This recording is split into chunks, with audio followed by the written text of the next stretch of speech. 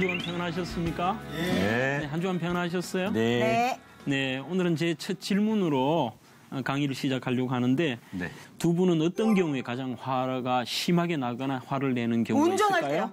아, 운전. 네. 오케이. 운전할 때 저는 예의를 지켜서 운전하는데 갑자기 끼어들고 이런 분들이 예의만 지키면 되는데 네. 예의도 안 지키고 갈 때 같이 따라갑니다. 따라가시고. 들리지도 않아도 빵빵하면서 목소리가 제가 크잖아요. 네. 창문 열어서 운전 똑바로 하세요. 이러고 그냥 들어갔어요. 네. 그러면 화가 풀리더라고요. 멋있다. 네. 나 소심하게 창문 이만큼 내리고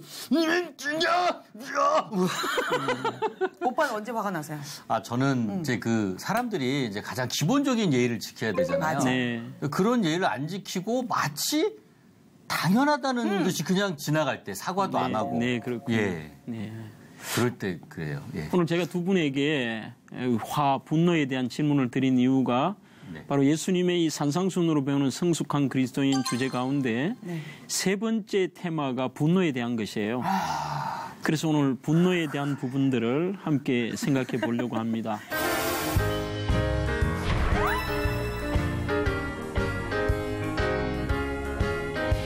본문은 마태복음 5장 21절로 26절까지의 말씀입니다. 누구나 다 분노는 할 수 있겠죠. 그렇지만 성경은 그 분노를 다루었다는 것은 이 분노를 어떻게 우리가 다루느냐에 따라서 너가 성숙한 그리스도인이냐, 네 인생이 깊은 인생이냐, 얇은 인생이냐, 너가 정말 성숙된 그리스도인이냐, 미숙한 그리스도인이냐에 대한 평가의 기준이 되기도 한다. 그렇게 보시면 되겠죠. 그러면 우리 모두가 오늘 이 강의를 하는 저부터도 분노하는 것이 인생이겠죠. 인생이 완벽한 성품의 소유자는 없다고 봐요. 없다면 단지 주님께서 분명히 우리에게 이 분노를 어떻게 다스릴 것인가, 또 분노에 대한 답도 주셨을 것이라 저는 그렇게 생각합니다. 작은 분노라고 하는 글에서 제가 재밌게 본 글이 있는데 어떤 아내가 남편에 대한 섭섭함이 많아요. 늘 남편이 결혼 이후에 한 번도 아내의 결혼을 챙겨준 적이 없는 거죠. 그렇게 없으니까 아내가 남편에게 화를 내니까 남편이 이렇게 얘기해요. 여보, 올해 생일은 내가 꼭 당신을 위해서 내가 미역국을 끓여줄게. 그렇게 얘기를 했어요. 하지만 여전히 바쁜 남편은 그만 또 아내의 생일을 잊어버렸고 잘못한 것이죠, 뭐. 잘못했죠. 네. 진짜죠, 그건. 죽은 죄. 그거는. 네. 용서받지 못할 죄. 옛날에 능지처참이 그럼 네. 용서받지 못한 자. 상상도 못해요, 저는. 네, 네. 아마 우리 소연 자매님도 그런 일이 있으면 남편이 바쁜 걸 알면서도 섭섭할 거예요. 많이요. 그렇죠, 많이 네. 섭섭하죠. 조금만 신경 쓰면 되는데. 그렇죠. 아내의 생일은 국경일입니다. 아, 네. 오빠 네. 잘 지키시나 봐요. 당연하지. 네, 네. 그러니까 여태까지 살아있지. 제가 지금까지 들은 말 중에 가장 감동적인 얘기인 것 같아요. 아내의 생일은 국경일이다. 그렇습니다. 네네. 그런데 그 아내가 어떻게 했느냐 하면 아무 소리를 하잖아요. 아무 소리를 하지 않고 그 다음날 남편에게 아무런 간도 하지 않는 생미역국을 끓여줘요. 무섭네요. 너 한번 당해보라는 거지. 혹시 아내가 이거 점찍고 끓여줬나요? 아. 나는 너를 위해서 이렇게.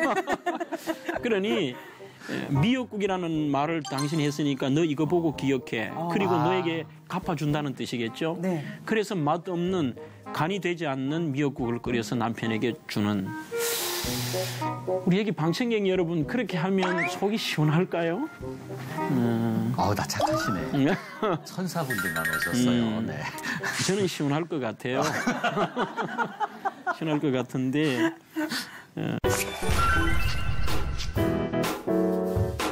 분노가 과연 전부 나쁜 것인가?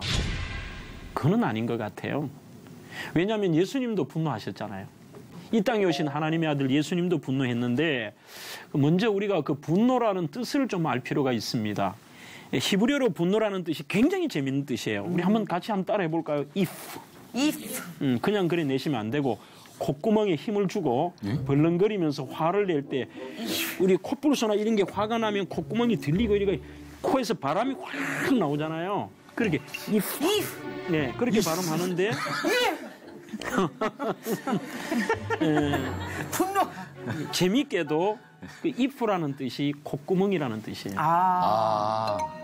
분노와 콧구멍이라는 단어가 똑같은 if. 내 콧구멍이 지금 화가 났어 이건가요? 우리가 화가 나면은 참 그 히브리어가 재밌는 표현인 것 같아요. 우리 화가 나면은 콧구멍에 힘이 들어가잖아요, 주로. 맞아요. 콧구멍에 힘이 들어가고 이렇게 막 사람이 콧구멍에 힘이 나고 여기서 막 바람이 나오고 동물 같은 경우는 여기서 막 기운이 나오고 그러잖아요, 그죠? 이 사람이 화가 나면은 입과 이 기운에서 독이 나온다고도 얘기하죠. 그만큼 그 분노라고 하는 것을 잘 표현한 단어인 것 같습니다. 제가 예수님도 분노하셨다는 것은 성경에도 보면은 약 한 40회나 하나님도 분노하셨대요. 하나님의 분노가 나옵니다. 그렇지만 그 하나님의 구약 성경에 나오는 하나님의 분노는 무익하거나 문제 있는 인생을 황폐화시키는 분노와 같은 게 아니라 하나님의 분노를 우리는 의분이라고 그래요. 의분. 의로운 분노. 의로운 분노. 예. 우리의 그 죄 지은 삶의 모습들, 사람들의 안타까운 모습들, 부모님이 자식이 비뚤게 나갔을 때에 그 자식을 사랑하는 마음으로 이 아이에게 안타까운 마음을 드러나는 감정이 분노로 나타나잖아요. 그래서 예수님은 하나님께서도 마찬가지로 모든 부분에 있어서 하나님이 하시는 그 분노는 깊은 속에 들어가면 사랑이 있다는 거예요. 우리 사랑하기 때문에 분노하시는 거예요. 여러분들이 성경을 읽으시면서 재미있게 읽거나 깊이 있게 읽는 방법은 하나님의 심판과 분노를 읽을 때마다 그 속에 나오는 하나님의 사랑을 전제로 꼭 읽어야 돼요. 아이들이 저 부모님이 나에게 화를 낼 때 그 부모님이 나를 사랑한다는 것을 분명히 인식하고 들으면 그것이 굉장한 유익이 되고 삶을 돌이켜요. 하지만 사랑 없이 부모의 분노만을 받아들일 때는 그 자녀들이 상처를 받게 돼 있어요. 하나님의 모든 분노는 의로운 분노다. 이렇게 해석하면 좋겠고, 요한복음 2장 14절로 15절에 보면 예수님의 그 성전 정화 사건이 나와 있습니다. 예수님께서 타락하고 그 바리새인들과 종교 지도자들의 타락한 현장인 가장 거룩해야 될 장소인 하나님의 성전에서 있었던 일들을 바라보면서 굉장히 주님께서 분노하세요. 그러면서 주님이 이 노끈으로 채찍을 만드셔서 성전을 어지럽히고 더럽히는 그 당시에는 거룩한 것만 드려야 될 하나님께 제물을 돈을 받고 뇌물을 받고 온갖 흠 있는 제물을 다 받아들이잖아요. 그것을 주님께서 장사의 소굴로 만드는 여기에서 양과 소를 쫓아내고 돈 바꾸는 그들의 이 밥상이라고 할 수도 있지만 그들의 생업을 하는 상을 엎으시면서 예수님이 얼마나 화가 나셨는가를 보여주세요. 예수님은 예배를 받으실 분이잖아요. 그분이 나는 이런 예배와 이런 교회에서의 너희들의 행위를 증오한다는 거죠. 그래서 예수님의 분노는 역시 의로운 분노입니다. 그렇지만 이런 오늘 하나님의 의로운 분노와 상관없이 사람이 하는 분노는 거의 대부분이 우리를 굉장히 그리스도인답지 못하게 만들어요. 그래서 잘못된 분노로 가는 것은 죄죠. 정말 지난 시간에도 제가 바리새인에 대한 얘기를 했습니다만 웃지 못할 이런 얘기가 있어요. 어떤 부부가 집에서 대다수의 분노는 자기 역시 바리새인처럼 자기 기준으로 남을 평가하기 때문에 화가 나요. 네. 아내들은 준비할 게 얼마나 많아요. 소연자매 화장해도 그 과정이 뭐 엄청나요. 지금 살찐 걸 다 가리려고 제가 엄청나게 했어요. 네. 뭐 저는 잘 모르지만 이 여성분들의 준비라는 것은 화장 과정도 모든 과정을 거치면 제가 알기로는 21가지인가 23가지의 과정을 한다고 그래요. 네. 그러니 얼마나 많은 시간이 걸릴까. 그러나 남자들은 늦게 일어나도 여자보다 빨리 나갈 수가 있는 거예요. 맞아요. 거기다 남자는 준비할 거 뭐 있어. 세수도 그냥 고양이 있어서 얼굴만 하고 화장품도 다 튀어가도 손에 한번 탁 치면 끝나잖아. 네. 시간이 그냥 1분도 안 걸리는데 여성분들은 모든 과정을 해야 되는데 이해를 못하니까 거기서부터 화가 나는 거예요. 내가 지금 일찍 준비하라 그러는데 당신은 주일날 교회 갈 때마다 늦어. 한 번도 당신은 일찍 준비한 적이 없어. 그러면서 이 입에서 독설이 나와 분노가 나와요. 왜? 자기는 기다리는 게 너무 싫고 나는 준비했는데 당신이 왜 준비 안 했냐는 거예요. 그 여성을 이해하지 못하죠. 차 안에 타고 교회 갈 때까지 다 계속 싸움을 하다가 예배당 들어가기 전에 그런 얘기 한대요. 남편이 아내 보고. 아내도 남편 보고. 야, 오늘 여기까지 하고 예배 마치고 다시 시작해. 이런 우리가 엉터리 그리스도인들이 참 많은데 정말 이 분노라고 하는 것은 결국은 우리의 인생과 그리스도인으로서의 깊이가 얼마나 낮은가를 보여주는 실제적인 모습이 분노예요. 실제적인 모습이. 그 분노를 잘 다스리면 이게 우리에게 굉장히 유익하지만 분노는 위험한 화로와 같습니다. 그래서 오늘 주님께서도 본문 마태복음 5장 21절로 26절 말씀을 가지고 사시는 얘기가 많은 너희들의 성숙한 그리스도인 산상순의 얘기 가운데 인간의 그 기질과 품성 중에 분노에 대한 얘기를 하세요. 분노. 하시면서 결국은 네가 성숙한 그리스도인 내 자녀로 살기를 원해? 분노 조절하라는 거지.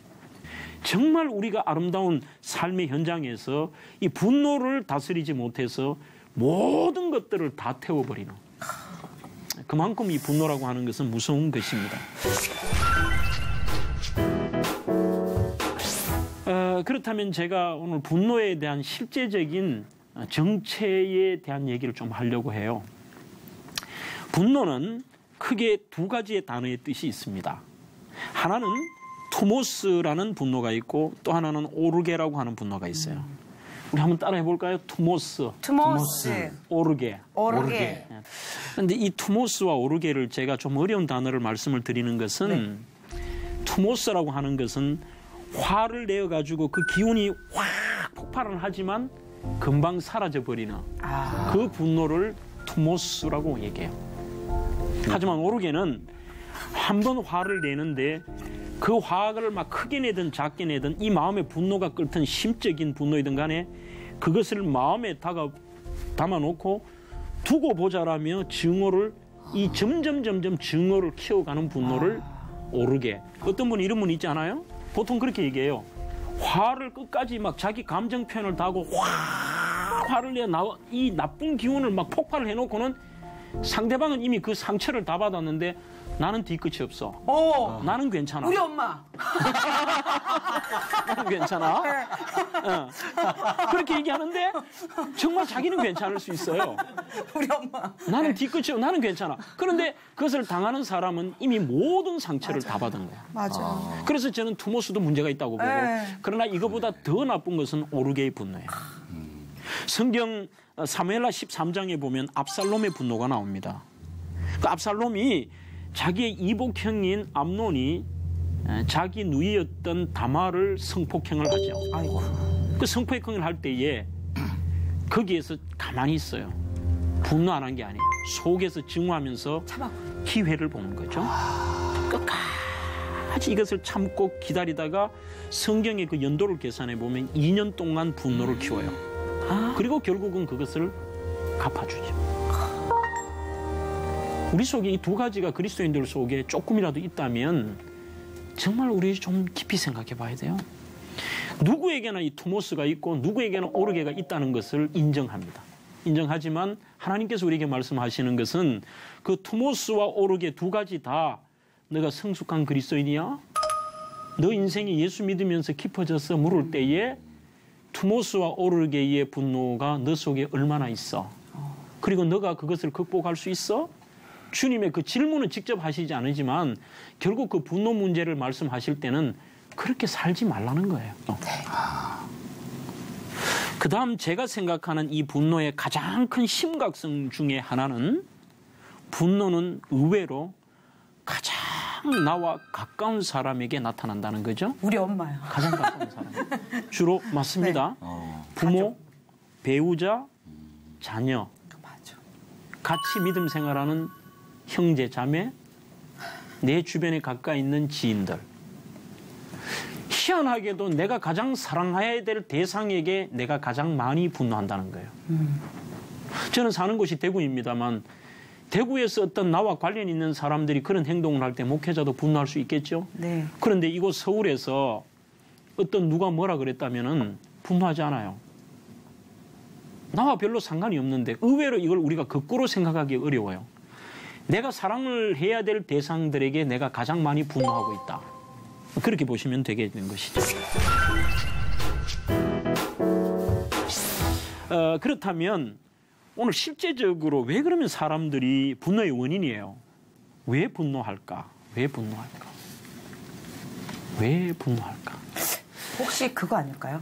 친해서 난 저 사람한테 이만큼 잘해줬는데 네. 그리고 기대고 있는데 나를 친하다고 생각했는데 저 사람은 나하고 친하지 않은 건가? 이런 이기적인 네. 나만의 생각 때문에 분노가 생기지 않을까요? 혹시 내 주관적인 생각 때문에? 지금 소연 자매님 얘기가 1번이에요. 우동생이야, 우동생. 그 상대방에 대한 기대감이거든요. 내가 저 사람에게 이렇게 했는데 저 사람이 이렇게 했어. 그리고 분노는 잘못된 기대에서 올 때가 참 많습니다. 맞아요. 그 기대는 잘못된 게 많아요. 자녀들에게 대다수가 분노하는 거는 뭐냐면 내가 그 자녀에게 기대하는 게 있어요. 너는 이렇게 살아줘, 이렇게 해. 그렇게 못하기 때문에 분노해. 그 분노하는 내용들이 요즘 많은 부모들이 성적 가지고 분노하잖아요. 네. 너 왜 열심히 안 해? 너 왜 이런 성적이야? 저는 우리 교인들이 그런 얘기 자주 해요. 제발 아이들에게 그러지 마. 네 학창 시절에 성적표 가지고 와봐. 어? 그만큼 당신이 했어? 당신 그만큼 못했잖아. 그런데도 자기는 안 되면서도 그 아이에 대한 기대감으로 너는 왜 이렇게 내가 이만큼 해준데 왜 그래? 그 기대감이라는 거예요. 그 기대가 무너졌을 때에 화가 나요. 네. 화가 나죠. 그 다음에 두 번째는 잘못된 질투심이 있을 때 사람들은 분노합니다. 이 질투 때문에 성경 창세기 2장 또 창세기 4장 창세기 37장 뭐 대표적인 얘기가 가인과 아벨의 사건. 네. 그 분노가 결국은 살인까지 가죠. 이 분노의 출발은 질투로부터 시작이 돼요. 하나님이 왜 내 동생의 재산은 받고 내 재산은 받지 않지? 맞아. 오히려 가장 가까운 사람, 조금 전에 얘기했듯이 가장 가까운 사람의 그것을 축복하고 내 동생을 받으니까 너무 좋아. 나도 이젠 저렇게 해야지가 아니라 왜 쟤는 받고 나는 안 받지? 질투예요. 창세기 37장의 형제들을 바라보면 요셉을 향해서도 똑같습니다. 요셉에 대해서도 많은 형제들이 저 아이는 엄마가 일찍 돌아가시고 내 동생들 중에 불쌍한 아이야. 그게 아니라 그리고 아버지가 저 아이에 대해서는 저렇게 특별하게 한 거는 엄마도 없고 그리고 저 아이의 여러 가지들을 고려해서 하겠지. 이게 아니에요. 질투로 변해버려요. 질투. 맞아요.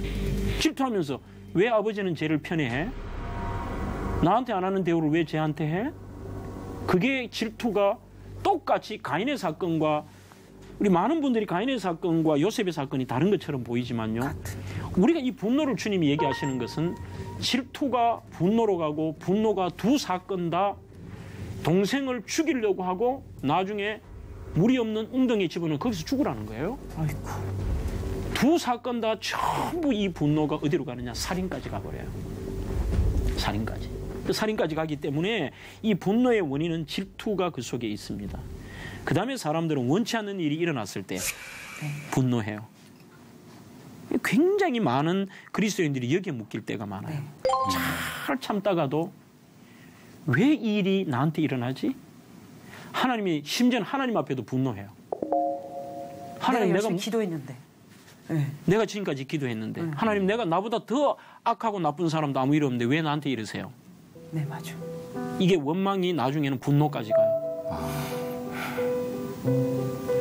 원망, 분노는 결국은 모든 일들이 내가 원하는 일들이 아닌 다른 일이 일어났을 때 우리 인생을 살아보면 자기가 원하는 것보다 원치 않는 일들이 더 많이 일어나요. 네.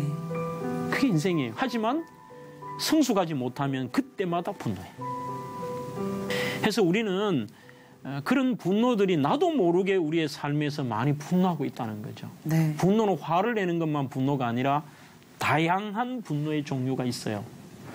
우리 한국 사람들에게서는 분노는 확 소리를 지르고 속의 감정을 표출하는 것만 분노라고 생각하는데 자기에 대한 투덜거림, 불평, 부정적인 삶의 태도 이런 모든 것들도 분노의 일종이에요. 그 다음에 심지어는 아무 말도 하지 않고 반응을 보이지 않는 분노도 있어요. 이게 더 무서운 분노야. 부부간에 처음에 싸우면 적당히 싸울 때는 소리를 내요. 더 심각하게 싸울 때는 아직은 애정이 있을 때는 죽여라! 죽여라! 그래. 그런데 진짜 분노할 때는 말을 안 해. 네. 냉정해져 버려. 사람이. 가만히 한 달, 두 달, 세 달. 3년 동안 말 안 하는 사람 봤어요. 네. 그거는 어마어마한 분노의 표출이라는 거죠. 그래 놓고 이래요. 내가 소리를 질렀어. 내가 무슨 당신 말하는데 대꾸를 했어. 나는 분노 안 해서 나는데 하나님 보시기엔 더 무서운 분노일 수 있어요. 왜 그러냐면 그 분노 속에는 상대방의 너하고 말하기도 싫어. 경멸하고 부인하고 무시하고 이게 그 속에 다 있다는 거예요. 사랑이 없네. 네. 그러면서도 나는 소리 안 질렀다고 나는 분노 안 했다고 생각한다는 거예요. 그래서 우리의 삶 속에서 나도 모르는 그리스도인들이 깨닫지 못하는 수많은 분노들을 우리의 삶 속에 하고 살면서 나는 예수 믿어요. 나 하나님 자녀로 산다고 얘기한다는 거예요.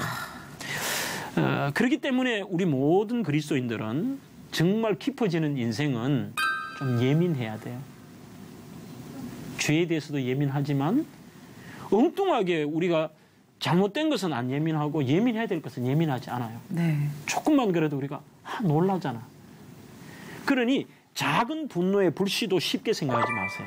그게 어마어마하게 크게 갈 수 있다는 거지. 작은 불씨가 1987년으로 제가 기억하는데 세계적으로 샴 쌍둥이 그 분리를 성공적으로 시켰던 벤자민 카슨이라고 하는 벤 카슨이라고 하는 미국의 유명한 흑인 의사가 계십니다.